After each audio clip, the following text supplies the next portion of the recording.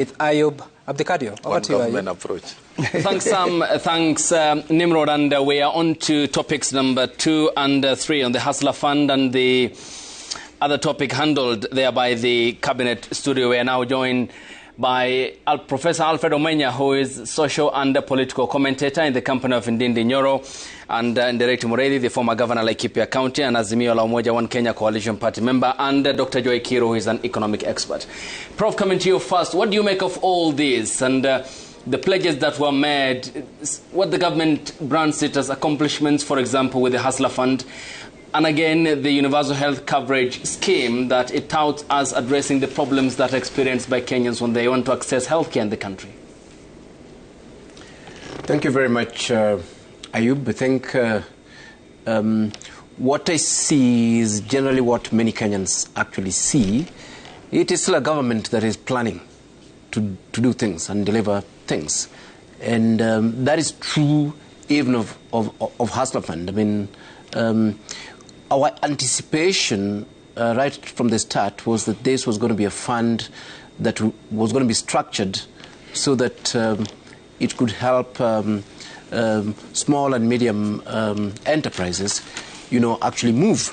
And we're very surprised that it turned out to be a very badly structured Fuliza, and both in terms of the quantum that one would, access, in terms of link with the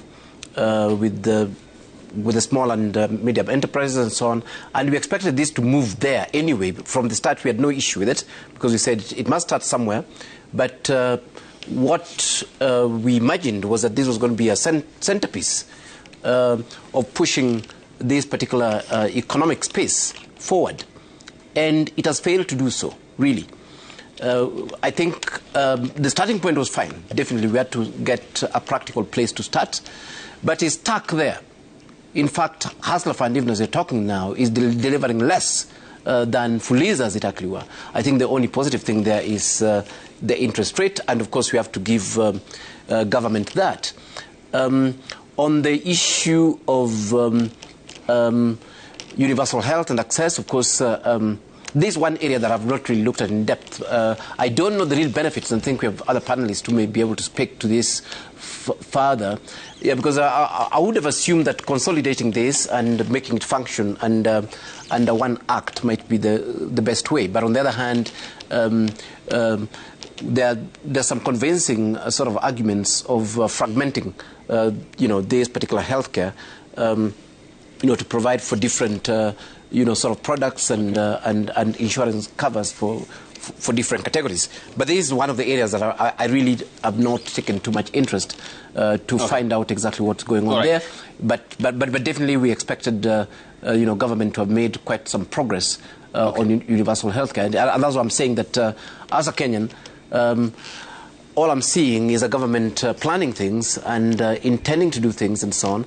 And, of course, seeing a lot of policy incoherence, in terms of the direction government is going. And let me just finish by highlighting that this is the first government in my life, the 50 years, that have really offered no goodies to anybody. They continue offering pain every single day. All we hear are totally crazy new taxes being levied on everyone. As the economy collapses, as the shilling weakens and so on, the income of Kenyan is also, subjected to this extreme taxation.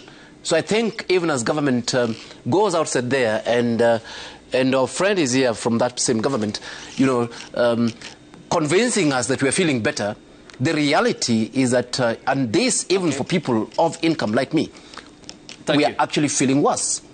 Okay. Let's come to Honorable Ndindi Nyoro. One, of course, subject